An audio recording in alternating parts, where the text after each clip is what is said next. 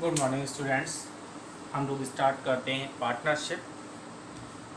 Form of organisation का एक part है ये आपका, जिसमें हम पार्टनरशिप की डेफिनेशन के बारे में बात करते हैं। पार्टनरशिप की डेफिनेशन पार्टनरशिप एक्ट 1932 में दी है, सेक्शन 4 में क्या दी है? Partnership as follows.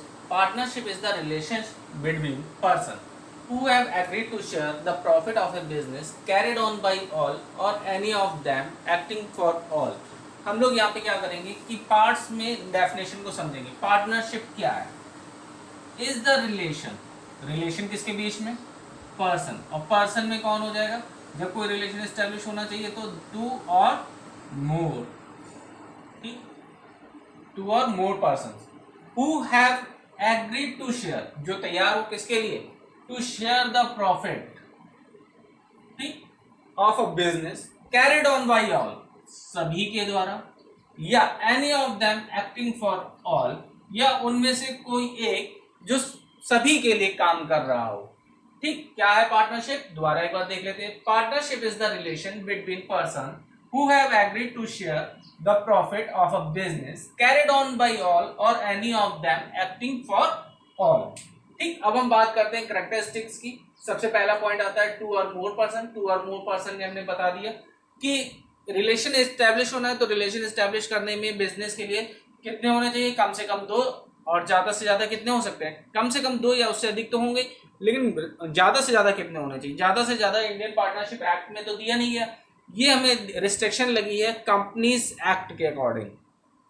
Companies act के अकॉर्डिंग हमें बताया गया कि ज्यादा से ज्यादा 50% हो सकते हैं। Restrict the number of person to 50। Next दिया गया है एग्रीमेंट। अब जब भी हम कोई बिजनेस कर रहे हैं तो उसके लिए हमारे पास कुछ ना कुछ टर्म एंड कंडीशन होंगी, तो उन टर्म और कंडीशन के बेसिस पे हम क्या करेंगे? एग्रीमेंट करेंगे। ठीक, वही एग्रीमेंट हमारा क्या कहलाएगा? Partnership deed. Existence of business and profit motive क्या होना चाहिए? नेक्स्ट कंडीशन क्या है? कैरेक्टरिस्टिक्स कि एग्जिस्टेंस ऑफ बिजनेस की, एक बिजनेस का होना जरूरी, और उनका मोटिव क्या? प्रॉफिट शेयर करना। नेक्स्ट दिया हुआ share of profit, sharing of profit. The agreement between the partner must be aimed or sharing the profit of the business. If the person join hands to run some charitable activity, it will not be called partnership। कि अगर कोई व्यक्ति किसी charitable संस्था में जुड़ जाता है तो वो पार्टनरशिप नहीं होगी। उनका मेन मोटिव क्या होना चाहिए? Sharing of profit. नेक्स्ट दिया relationship of principal and agent. Relationship of principal and agent हम डेफिनेशन से यहां से देखते हैं। कैरिड ऑन बाय ऑल, जब सभी के द्वारा किया जा रहा है। जब सभी के द्वारा किया जा रहा है मींस एक प्रिंसिपल की भूमिका में है। लेकिन any of them acting for all, जब वो उनमें से कोई एक सभी के लिए काम कर रहा है तो वो एजेंट होगा। ठीक, एजेंट के रूप में भी कर रहा है। अब अगर कैरिड ऑन बाय ऑल मतलब जब हम पार्टनरशिप में काम कर रहे हैं तो सभी एक दूसरे के लिए काम कर रहे हैं, बिजनेस को ग्रो करने के लिए काम कर रहे हैं। ठीक, तो ये हमारे लिए क्या होगा? प्रिंसिपल एंड एजेंट का रिलेशनशिप। ठीक, business carried on by all or any of them acting for all, इस बारे में हम लोग अभी बात ही कर चुके। No separate existence. No separate existence का मीन्स है कि जो पार्टनर है वो और partnership firm has no separate existence from its member, कि फर्म का मेंबर से अलग एग्जिस्टेंस नहीं होता। It means all the agreement entered with the firm will be enforceable against each partner separately and jointly. जितने भी एग्रीमेंट हुए हैं वो सेपरेटली और ज्वाइंटली पार्टनर्स के अगेंस्ट यूज हो सकते हैं। नेक्स्ट टॉपिक आता है हमारा पार्टनरशिप डीड।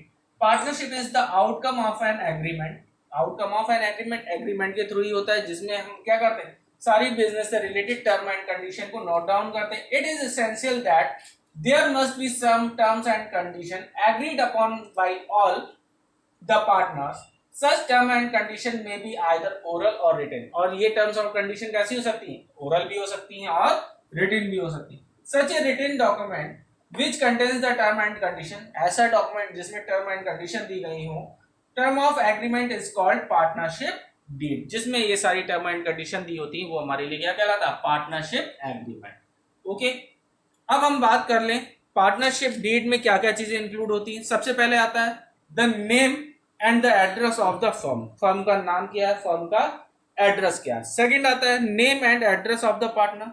पार्टनर के नाम क्या है, उनके एड्रेसेस क्या है, the type and nature of the business of the firm proposes to do, कि फर्म क्या बिजनेस करना चाहती है उसकी detail, amount of capital to be contributed by each partner, कि पार्टनर ने कितनी कितनी कैपिटल इंट्रोड्यूस की है, इंटरेस्ट ऑन कैपिटल, अगर पार्टनर को कोई इंटरेस्ट पे होना है कैपिटल पे तो वो कितना होगा, ड्राइंग कि बिजनेस से वो कितना पैसा कब विड्रॉ कर सकते हैं, इंटरेस्ट ऑन ड्राइंग, अगर फर्म से कोई पैसा पार्टनर ने विड्रॉ किया है तो उस पर कितना इंटरेस्ट पे होगा, प्रॉफिट शेयरिंग रेशियो, जो यहाँ पे बात की थी शेयरिंग ऑफ प्रॉफिट, तो वो किसी ना किसी रेशियो में आपस में प्रॉफिट को शेयर कर रहे होंगे, वो रेशियो कितना होगा, पार्टनर को अगर कोई सैलरी दी जा रही है तो वो कितनी होगी, उसको पार्टनरशिप डीड में नोट डाउन किया जाएगा, goodwill, accounting period of the firm, method of recording of the account of firms account, method हम लोगों ने पढ़े थे cash basis, accrual basis, hybrid basis, तो कौन सा मेथड अडॉप्ट करेंगे हम,